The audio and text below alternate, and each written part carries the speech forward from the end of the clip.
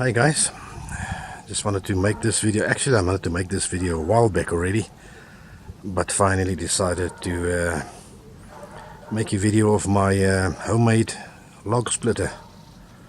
Now this whole area was actually filled with wood recently, that's why I couldn't make the video, and I had to wait. It's now winter, so I had to wait until it's all empty so I could actually get in here and actually have the video camera in here and video this machine.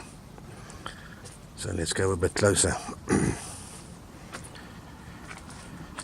For the technical guys, it's basically the motor, the sprocket, the drive, that is the two bearings for the shaft going to the hydraulic pump. So this is basically the tank. This is my homemade tank for the hydraulic fluid.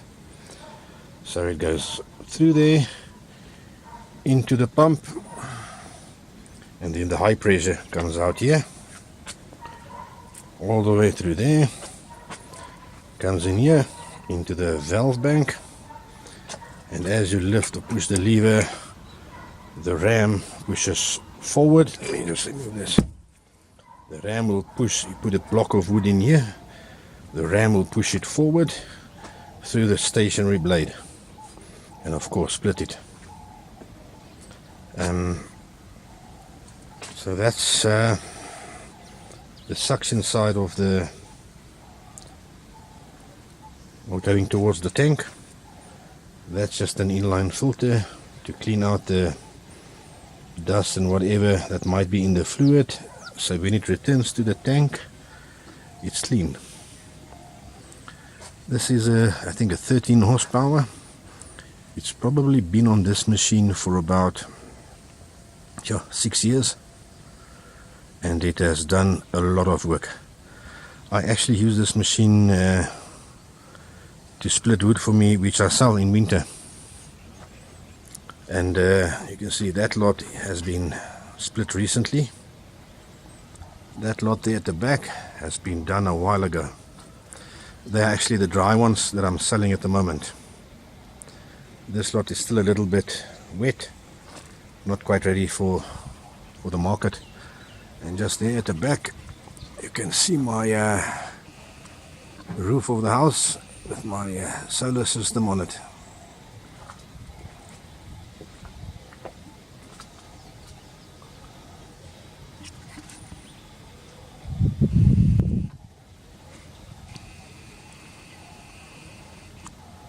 Anyway, that's a video for later.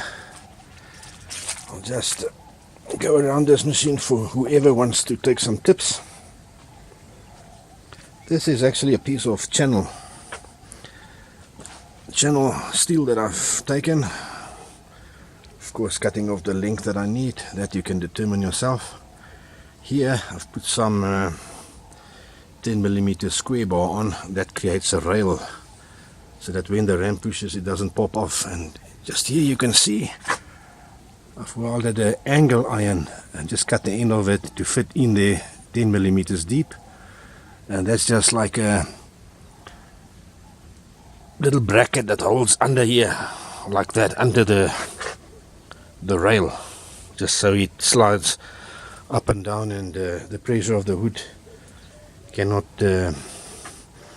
push it offline or make it pop off or anything.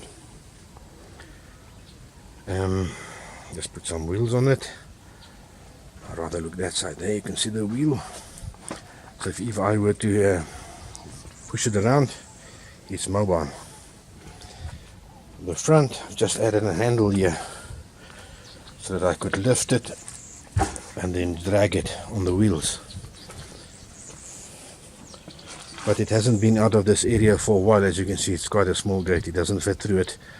I have to physically pick up the one side and get it through there with quite some effort. And that's basically it. Very straightforward, very easy to build. Like I said, I've done this about 11 years ago, maybe even 12, and it's been working constantly. I have sold many hundreds of van loads, 1.25 cubic meter loads in the last 11 years, probably 130 to 150 per year, and that's what this machine has done until now. Only thing I had to change ever was the oil seal in here in the cylinder. You know, looking at this wet, the oil coming out here, it looks like it might I might have to do it somewhere in the near future again. But that's the only part that really wears. Of course, the motor. This is my third motor. First one was a second-hand one. It didn't last more than a year. Second one was one of these cheap no-name brands. It only lasted me 2 years. This is a Honda, and it cost a bit more, but like I say, I think 6 years. It's been going for 6 years, and absolutely nothing wrong with it. I'm sure it'll still go another few. And like I said, this machine really works. Many full days. The guys stand here splitting wood, and it just keeps on going. Well, that's it.